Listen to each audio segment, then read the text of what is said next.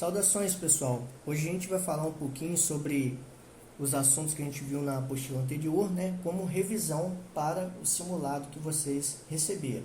Então, revisão. Vamos lá.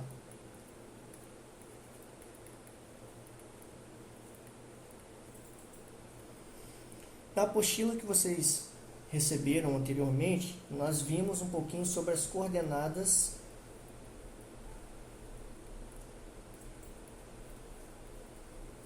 geográficas.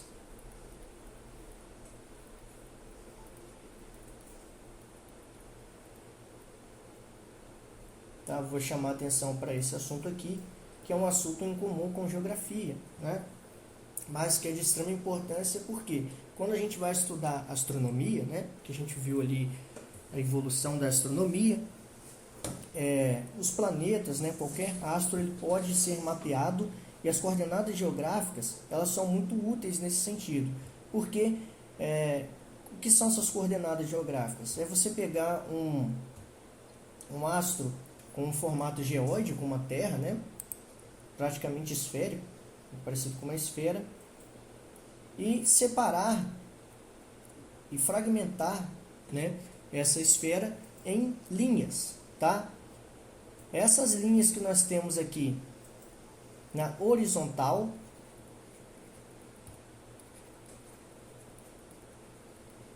são o que a gente chama de paralelos.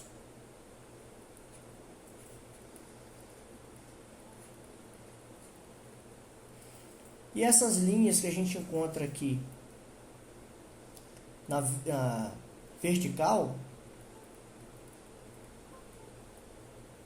são os que a gente chama de meridianos.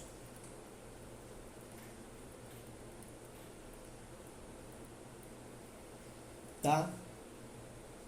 Os paralelos nos dão uma coordenada que é chamada de latitude, enquanto os meridianos estão relacionados com a longitude.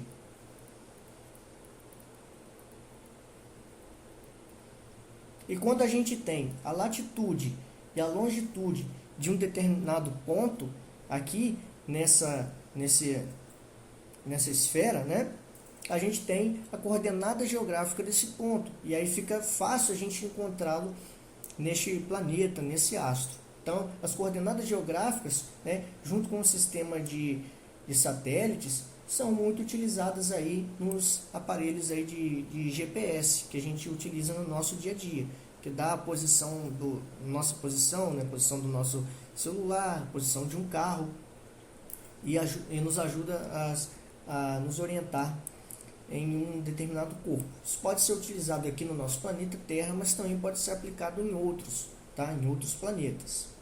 Beleza? Então, quando a gente quer descobrir onde a localização de um determinado ponto, você tem vários satélites que fazem a triangulação de sinais, e aí, junto com os sistemas de coordenadas geográficas, você consegue ter a posição precisa do ponto que você tem interesse. Então, tem assim, inúmeras aplicações. Então, só voltando aqui, na horizontal nós temos os paralelos que vão nos orientar com relação à latitude de um determinado ponto. Na vertical, os meridianos, que vão nos orientar em relação à longitude de um determinado ponto. Aí nós temos várias linhas, tá? Imaginárias. Essas linhas são todas imaginárias, pessoal. Na vertical, que são vários aí meridianos, que vão de 0 graus até 180 graus. Tá? Os meridianos vão de 0 a 180 graus. O meridiano que está em 0 graus, tá? Que é essa linha aqui, é chamado de meridiano de Greenwich, que seria aí o mais importante, a linha imaginária mais importante da vertical.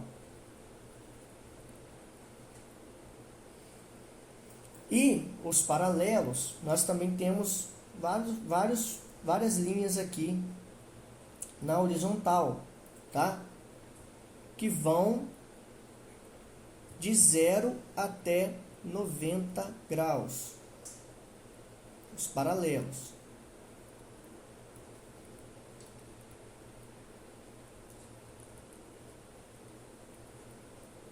Cada paralelo, então, vai ter um valor em graus, que vai de 0 a 90 graus. E os meridianos vão de 0 a 180 graus, né? Os meridianos. Tem esse valor aqui. E o mais importante aqui é a linha do Equador.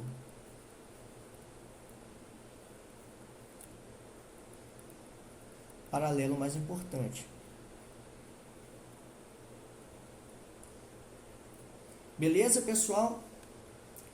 Seguindo sobre as coordenadas geográficas, tá?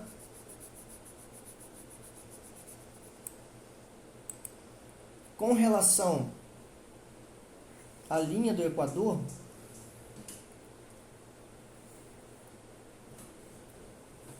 que é o paralelo mais importante, né? Digamos assim, ele vai dividir o mundo, os hemisférios norte e sul, tá? Então, o Equador vai dividir o mundo, né? Linha do Equador, os hemisférios norte e sul.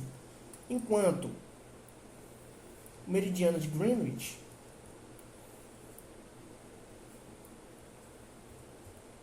vai dividir o mundo dos hemisférios ocidental e oriental. Oriental e ocidental. Então, a gente tem aqui leste e oeste.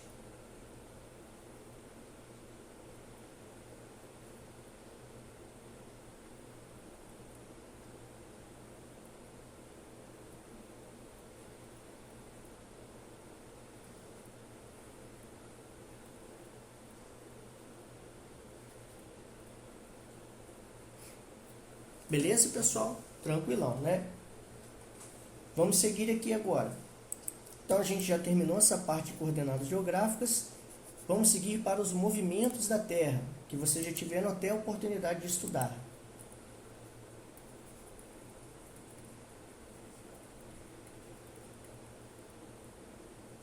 Os dois movimentos principais que a Terra tem são de rotação e o de translação.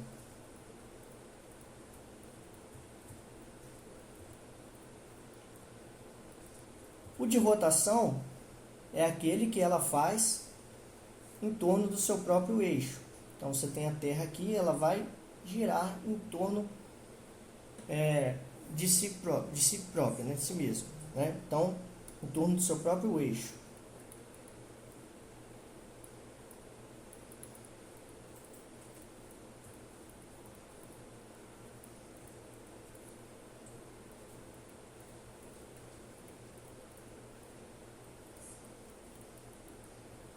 E é responsável, tá, pelos dias e pelas noites. Duração dos dias e noites. Em diferentes partes aí do globo. Então, você vai ter devido a esse movimento que a Terra faz em torno de si mesmo, diferentes partes do globo vão estar iluminadas ou não iluminadas pelo Sol, tá? Devido a esse movimento aí. E aí vai dar origem a dias e noites. E o movimento de translação é o movimento que a Terra realiza em torno do Sol. Então, né, Sol aqui, a Terra vai fazer esse movimento de translação em torno do Sol.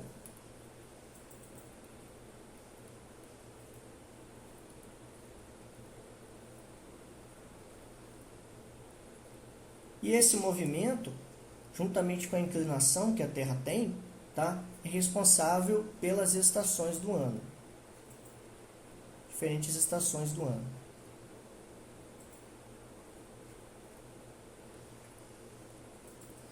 A duração do movimento de rotação é de aproximadamente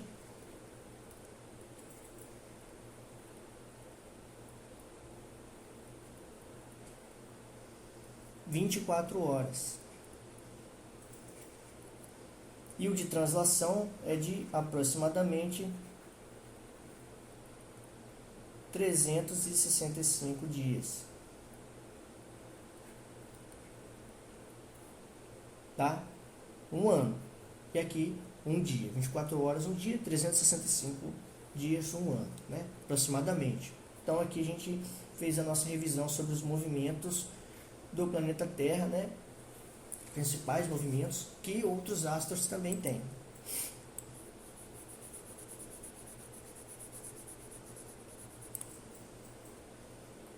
Agora uma revisãozinha básica sobre os estados físicos da matéria.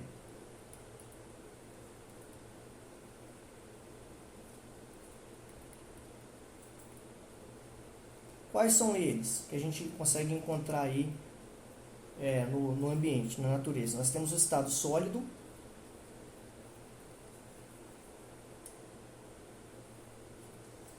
em que as partículas, tá, de um determinado corpo estão mais próximas.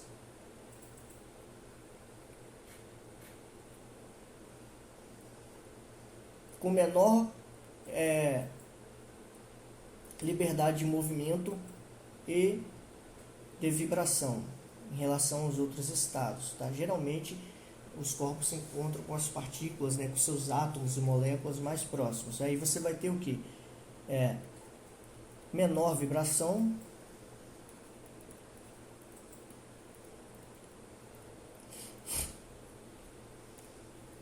menor liberdade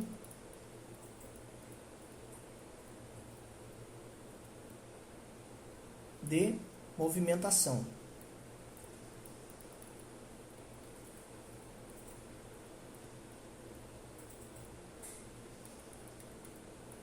E geralmente as partículas aí vão estar mais próximas. E aí o volume quase não muda e a forma também quase não muda de um corpo no seu estado sólido. Tá? Exemplos de materiais no estado sólido. Nós temos aí o gelo,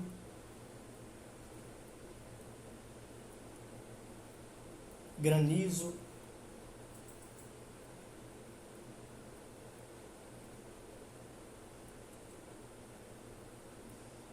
uma geleira,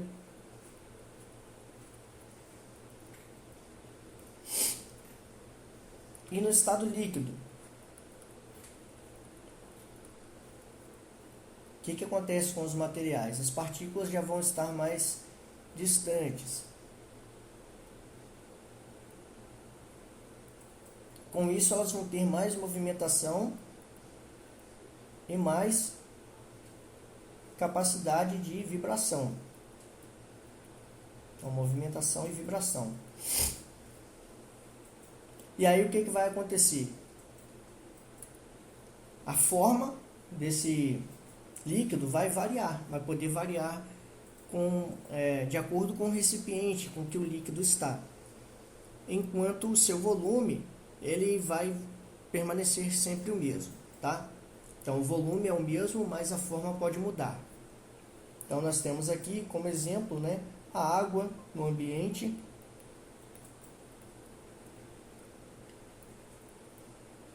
na temperatura ambiente, como líquido.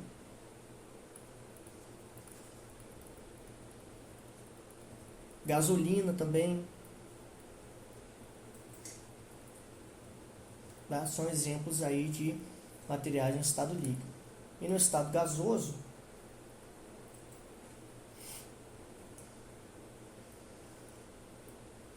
o que acontece com as partículas? Elas vão ficar bem distantes umas das outras, né? E vão ter uma capacidade de movimentação, uma liberdade de movimentação muito alta. E de vibração também. Então os gases são bem ligeiros aí, em termos de movimentação e vibração. Com isso, tanto o volume quanto a forma de um material no estado gasoso vão variar de acordo com o recipiente com que esse material gasoso está, tá? Então, maior vibração aqui no estado gasoso.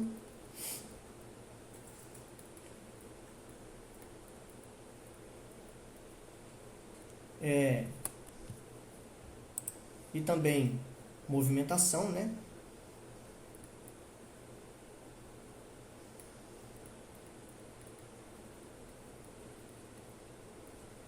E as partículas geralmente ficam mais distantes umas das outras. E aí vai depender do recipiente, porque, como eu falei, tanto o volume quanto a forma de um material no estado gasoso são variáveis. Exemplo do material no estado gasoso: vapor de água.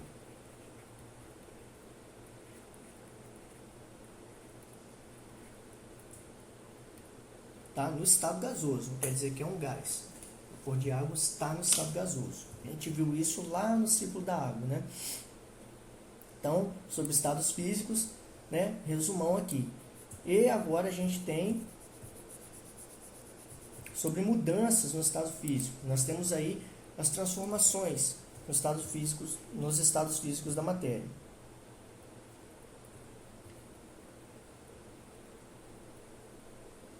Então vamos lá dar uma revisada. Nós temos aqui sólido, né?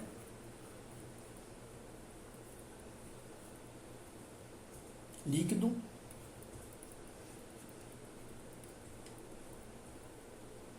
e gasoso, que é o estado aí que o material pode estar.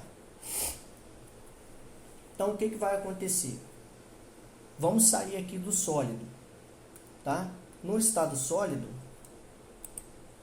quando a gente está com o material no estado sólido, se a gente aumentar a temperatura, tá, gradativamente, esse material vai atingir um ponto em que suas moléculas começam a ficar mais afastadas. Então, parte dessas moléculas acabam fazendo com que esse corpo fique no seu estado líquido. Quando isso acontece, tá, o nome dessa transformação aqui é fusão. Quando a gente sai do sólido e vai para o líquido, ou seja, quando a gente atinge o ponto de fusão do material. Tá? Atingir o ponto de fusão, aumentando a temperatura, o material sai do seu estado sólido, tá? E gradativamente vai para o seu estado líquido, ao atingir esse ponto aí. Se nós continuarmos aumentando a temperatura, o material pode sair do seu estado líquido, né? E ir para o seu estado gasoso, um processo que a gente chama de vaporização, ao atingir o ponto de ebulição deste material, tá? E eu vou falar um pouquinho dos tipos de vaporização mais à frente. Agora, com o material no seu estado gasoso, se a gente diminuir a temperatura, baixar a temperatura, né? O material vai atingir, né, um ponto abaixo da sua temperatura de ebulição. E aí, gradativamente, vai se transformando, né, o material vai atingindo o seu estado líquido. Tá? Quando isso acontece, a gente tem a condensação.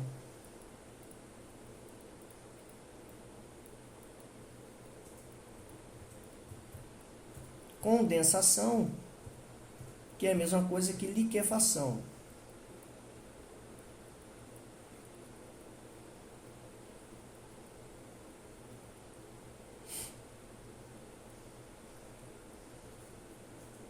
Se nós baixarmos ainda mais a temperatura, o material que está agora no seu estado líquido pode retornar ao estado sólido por um processo que a gente chama de solidificação.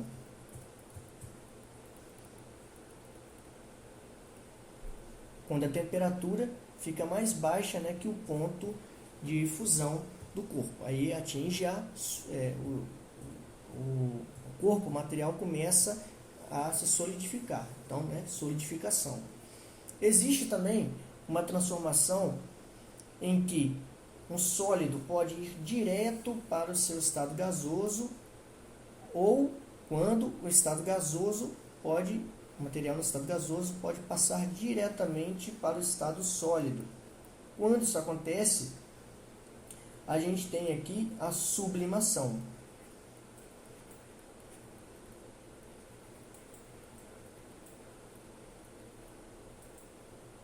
E a ressublimação.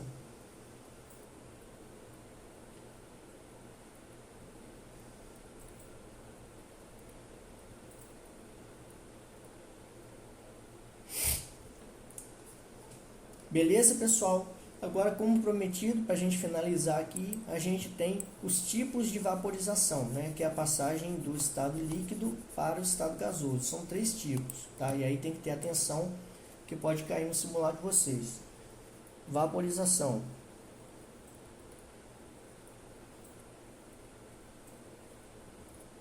Nós temos a ebulição, a evaporação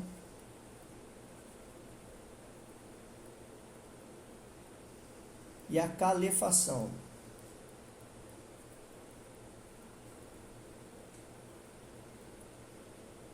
Vamos lá. A ebulição, gente, é quando a gente coloca o material para ferver, tá? Esse material vai chegar numa temperatura, que é a sua temperatura de ebulição, e aí vai passar rapidamente do estado líquido para o estado gasoso, tá? É um processo mais acelerado. A evaporação já é mais lenta, é quando a gente coloca o material para secar. Se você colocar uma roupa no varal, né, durante um dia, vai acontecer a evaporação. Você vai ter a energia solar que lentamente vai fazendo com que a água que está ali naquela roupa, né, as moléculas de água se movimentem e algumas vão se desprendendo e vão para a atmosfera. Então isso é evaporação. As moléculas vão se desprendendo, né, lentamente, por conta de não atingir o ponto de ebulição do líquido, mas você tem ali uma energia que vai movimentando as moléculas, beleza? E já a calefação já é um processo extremamente rápido. É quando você tem uma chapa, né, quente, né? Imagina uma chapa quente de fazer lanche, né? E você joga uma gotinha de água ali. Logo, aquela gotinha de água se transforma em vapor, tá?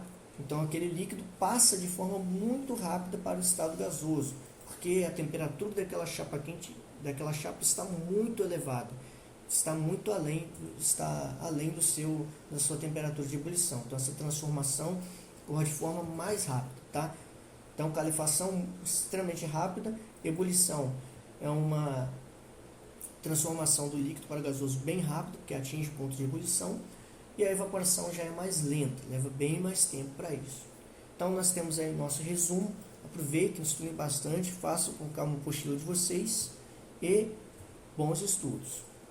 E até a próxima.